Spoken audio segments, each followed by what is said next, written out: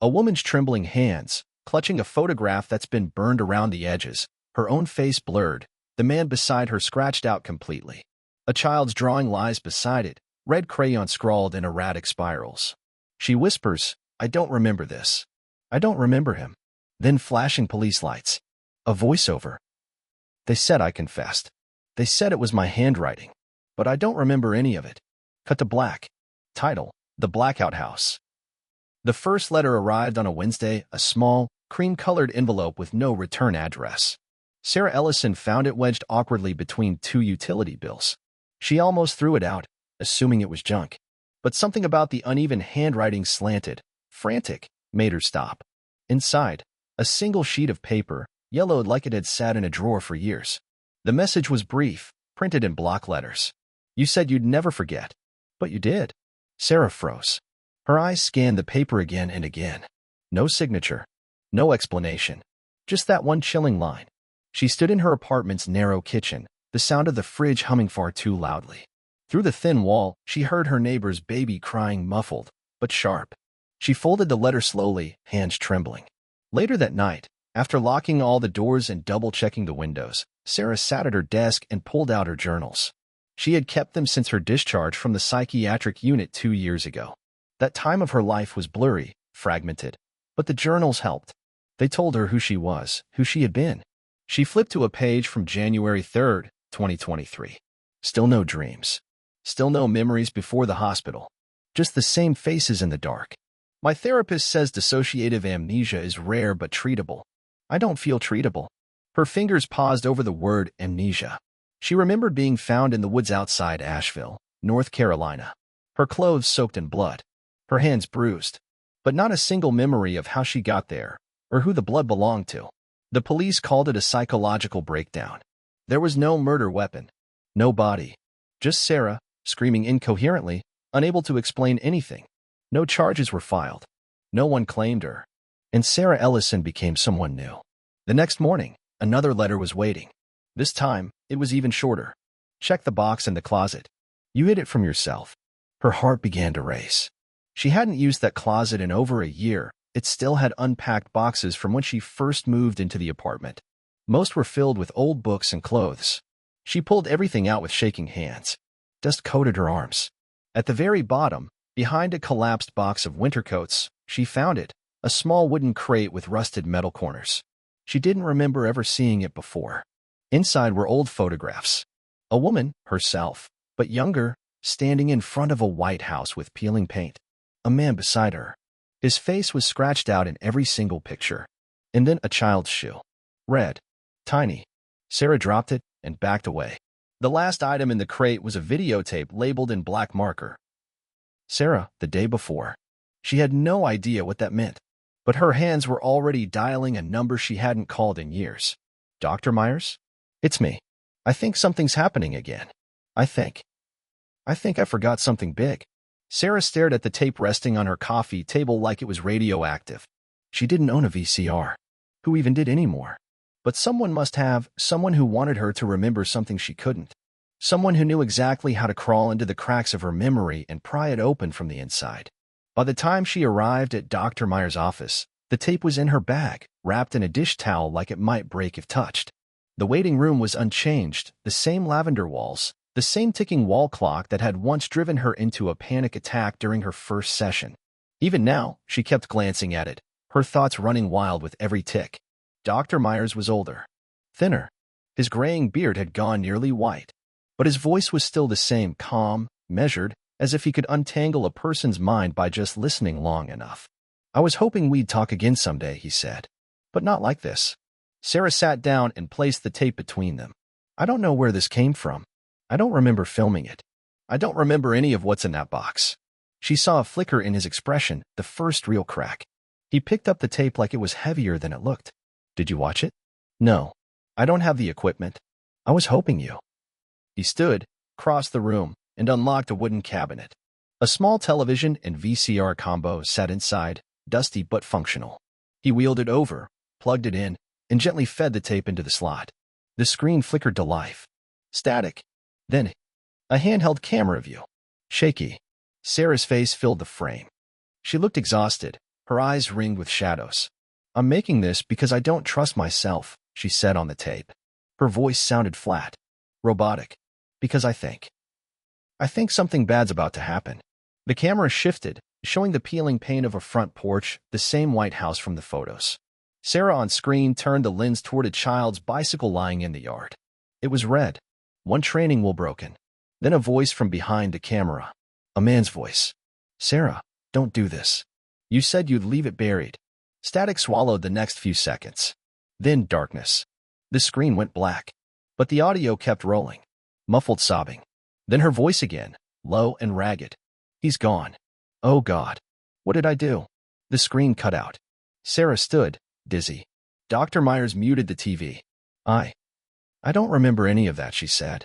"Who was the man? Why did I say that? Who's he?" Dr. Myers didn't answer right away.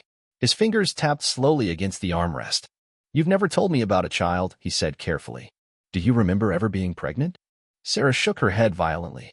No, never. I would have remembered that." But even as she said it, a flicker of something pulsed behind her eyes, a sharp, quick pain. And an image. A red crayon. A small voice saying, "Mommy." She doubled over, clutching her stomach. The room spun. Her heart thundered like it wanted out of her chest.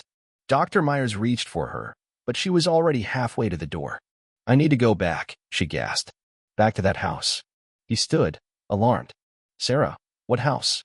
But she didn't answer. Because for the first time in 2 years, she could see it clearly in her mind, the exact path through the woods, the broken swing on the porch, and the smell of something rotting behind the walls. And she knew exactly where it was. The drive took 3 hours, but Sarah barely noticed the passing trees.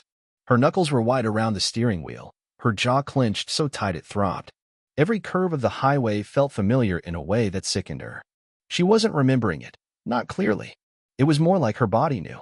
Like her hands had done this before. Like muscle memory had slipped past the blackout in her brain. The gravel road appeared just before dusk.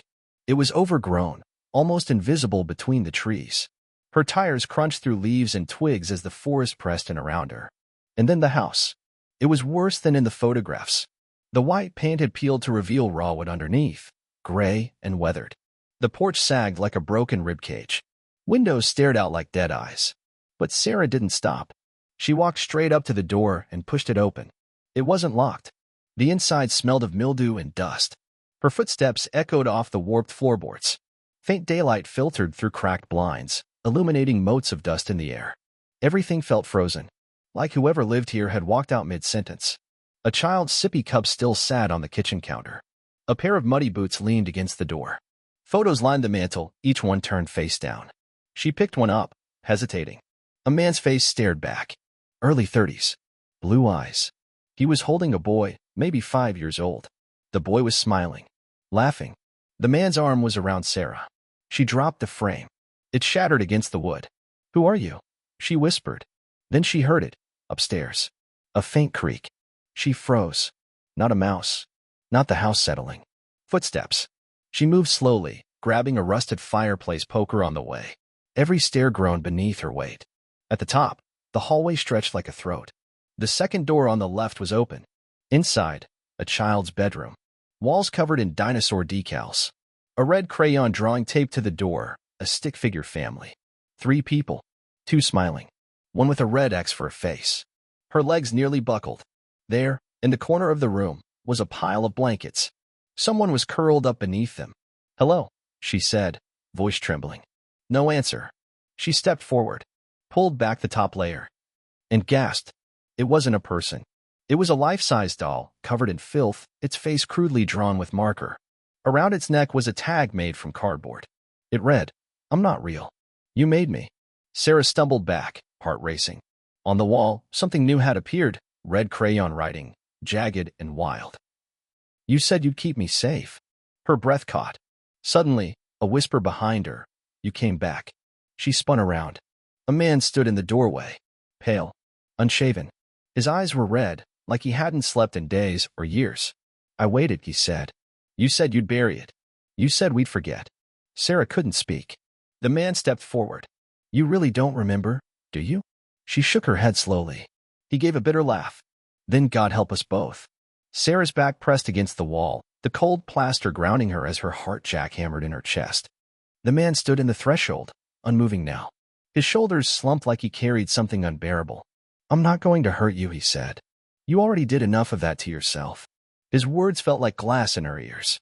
She looked past him, down the hall, calculating escape. But something in his eyes stopped her, not rage, not madness, but devastation. "Who are you?" she managed. He rubbed his face with trembling hands. "You don't even remember my name?" She didn't answer. He laughed again, hollow, rasping. "I'm Aaron," he said finally. "Your husband." The word hit like a slap. "No," Sarah whispered. "That's not possible. I've never—" "You've never what?" he snapped. "Never been married? Never lived here? Never had a son?" Her body went numb. "I don't remember," she said, voice thin. "None of it. I swear to God." Aaron stepped into the room. "Don't say his name. Not after what happened in this house." His eyes flicked to the doll on the floor. The tag. The red crayon on the wall. "You used to scream in your sleep," he said. Said something was coming for him. For Eli. Said it lived in the walls. You stopped eating. Stopped sleeping. Started locking him in his room at night. "No," she whispered. "I wouldn't." "You would. You did." Sarah stumbled back into the hallway. The shadows seemed to warp around her, stretching like hands. Aaron followed. "They called it postpartum psychosis," he said, voice cracking. "You wouldn't let anyone help. Not me. Not doctors. Not your sister. You thought Eli was wrong. That he wasn't real." Her mind reeled. "You're lying." "Then why did you run?" he shouted. "Why did you take him into the woods that night?" The hallway spun. I don't know." "You said you were going to protect him. And then you came back alone." The floor disappeared beneath her feet. "I thought you were dead," Aaron said. "When they found you covered in blood, I prayed they'd lock you away forever." He stepped back. "But you got out. And you forgot. Like it never happened." Tears streamed down her face. "Where's Eli?" she asked. Aaron's expression collapsed. He looked away. "I don't know," he whispered. "We never found him." Sarah sank to the floor. The room around her shifted. Time blurred. And suddenly, she could hear it, a child's voice, distant but piercing. "Mommy, please, don't leave me in the dark." A scream burst from her throat. Aaron didn't move. He just looked at her like a man who had buried himself alive. "I came here every week," he said, "waiting for you to come back. Hoping you'd remember. Hoping we could find him together." Sarah clutched her head, rocking. "I need to see the woods," she said. "Where it happened." Aaron hesitated. "Tomorrow," he said. "When there's light. You don't want to go in there in the dark." But she already knew it wouldn't matter. Whatever lived in that forest, it didn't care about the light. They entered the forest just after dawn, the cold damp air settling into Sarah's lungs like smoke. The trees towered around them, silent and oppressive, their trunks slick with moss and decay. Aaron walked a few steps ahead, hands buried in his coat pockets, eyes scanning the trailless path like he knew it by heart. Sarah followed, her boots sinking into the soft ground, heart pounding with every step. She didn't speak. She couldn't. Every rustle of leaves, every snapped twig, made her skin crawl. The forest felt alive, not with animals or birds, but with memory. "This is where they found you," Aaron said, stopping at a small clearing. Sarah turned in slow, mechanical motion, taking it in. There was nothing special about the spot. Just a patch of flattened leaves, a few stones covered in lichen. But her breath caught in her throat. Because her body remembered. Her knees buckled, and she dropped to the ground. Images surged. A flashlight beam cutting through trees. The sound of a child crying. Her own voice screaming. The weight of something warm and small in her arms. Aaron knelt beside her, steadying her. "I need you to try," he said gently. "Whatever you're holding back, let it come." "I was protecting him," she whispered. "Something was after him." Aaron's jaw tightened. "You said that in the hospital. You said it wasn't you that hurt him. That something else lived here. Something in the walls." She turned to him, her eyes wide and hollow. "I saw it. I still see it." Aaron stood and began brushing leaves aside with his foot, revealing a jagged stone beneath. "This used to be a fire pit," he said. "We came here to roast marshmallows with Eli. You remember that?" She shook her head. But something flashed, a child's laugh, the smell of burning sugar, a hand clutching hers. Then another image. The fire, but alone. No marshmallows. No laughter. Just her. And Eli. And the sound of the river nearby. Sarah stood, walking blindly toward the trees. "There was water," she said. "I remember water." Aaron followed silently as she pushed through a thicket, brambles scratching her arms, until they emerged at a shallow creek. The water ran sluggishly over rocks and dead leaves. Sarah stared. Then she fell to her knees and began digging into the mud with her bare hands. "Sarah, what are you doing?" "I buried something," she said, her voice distant, trance-like. "Not him. Something else. Something I didn't want anyone to find." She clawed deeper, until her fingers struck something solid. Wood. A box. Small. Weather-warped. Erin stepped forward, watching in stunned silence as she pulled it out and cracked it open. Inside, a crumpled drawing. A child's stick-figure family. This one had 4 people. A man. A woman. A child. And something else. A black scribble. Eyes wide and hollow. Beneath the drawing, a small recorder. Sarah pressed play. A child's voice. Eli's. "Mommy, the wall people are coming again. They said Daddy doesn't believe me, but you do. You said you'd stop them." A beat of silence. Then, "I'm scared. I don't want to go in the river again." The recording clicked off. Sarah dropped it, her body trembling. Erin's face had gone pale. "What the hell is going on?" he whispered. Sarah looked up at him, tears streaking her cheeks. "I don't think I was crazy," she said. And in that moment, Erin didn't either. They left the forest in silence. The box, the recorder, the drawing, all of it came with them, though Sarah held the recorder in her lap like it was something sacred.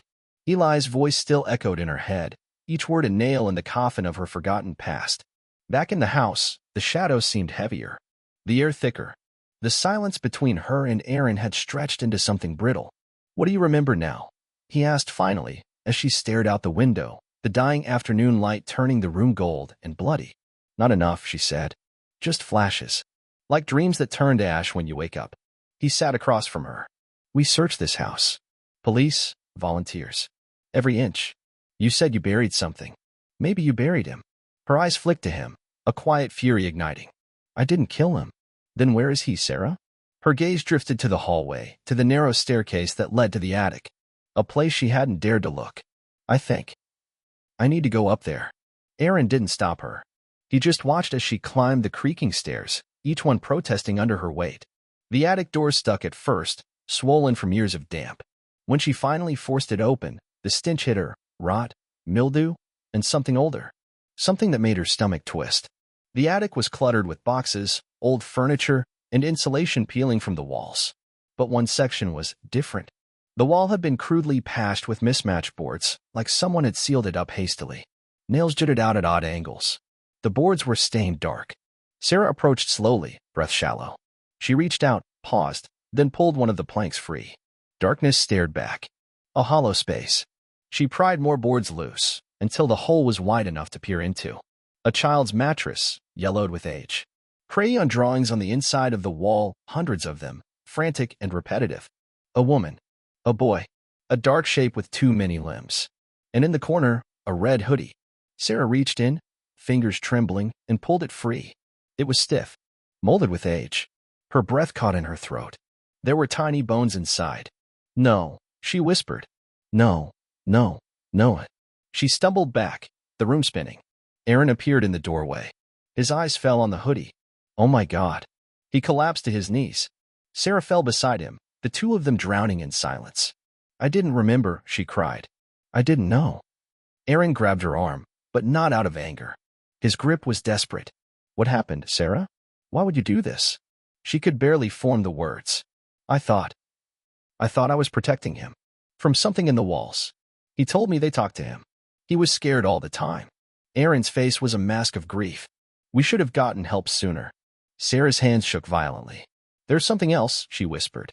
She pointed to the inside of the wall, etched deep into the wood, over and over again, in childish scrawl. "Not Eli. Not Eli. Not Eli." Erin stared. "What does that mean?" Sarah's voice was barely audible. "I don't know, but I don't think he was the one who died." The silence between them shattered like glass. The police came. The coroner came. The story broke through the local news like a scalpel to the throat of a quiet town. Human remains found in an attic wall. Suspected child. Investigation reopened. Possible connection to Sarah Ellison, former psychiatric patient. No official charges. Not yet. They called it a tragedy. A horror. A mystery. But Sarah knew that wasn't the end. She couldn't sleep. Couldn't eat. The guilt gnawed at her, But something deeper clawed too, something darker than guilt. Doubt. Because the voice on that recorder, it had been Eli's. And the boy in the wall. It wasn't him. Tests would take weeks, maybe months. But Sarah already knew. In her bones. In her dreams, which had returned in violent detail. One night, unable to bear it, she returned to the house alone. Aaron begged her not to. But she had to know. She had to see. She entered just after midnight, when the world outside held its breath. The attic was exactly as she'd left it, except the boards were gone and the hole gaped open like a wound. She stepped inside. And sat. And waited. Hours passed. Then a noise. Not from the attic. From inside the walls. A whisper. A child's voice. Mommy. Her blood froze. She stood slowly, eyes scanning the wooden beams. The voice came again, clearer now. Don't leave me again. Please. I'm still here. She pressed her ear to the wall. Her own breath loud in the silence. Eli. The wall breathed. I'm not him, the voice said. Her stomach dropped. She backed away. Stumbled. Tripped over a loose floorboard. It shifted. Something was underneath. She pried it loose with her bare hands. Another box. Inside, a hospital bracelet. Small. White. A name smudged. She held it to the light. Caleb Ellison. Her hands shook. Who the hell is Caleb? The voice in the wall answered. He's the one you forgot. The one you left behind. Memories crashed over her like a flood. Not one child. Two. Twins. Eli had been the easy one. Sweet. Open. Caleb had been different. Quieter. Watched things too closely. Drew things in red crayon that no child should understand. Sarah had seen something in him. Something she couldn't name. Something that terrified her. She thought she'd imagined it. Blamed it on postpartum psychosis. But she hadn't. She split them in her mind. Loved one. Feared the other. And when the voices started, when the fear became unbearable, she had convinced herself that Caleb wasn't real. The child in the wall wasn't Eli. It was Caleb. And she had buried him, not to hide a crime, but to erase him from existence. But he had never left. He was still there. Still talking. Still inside her head. Sarah collapsed to the floor, screaming. Aaron found her hours later, curled in the attic, whispering over and over. Not Eli. Not Eli. Not Eli. They never found the source of the voice. The house was torn down. The records were sealed. Eli was placed into protective care.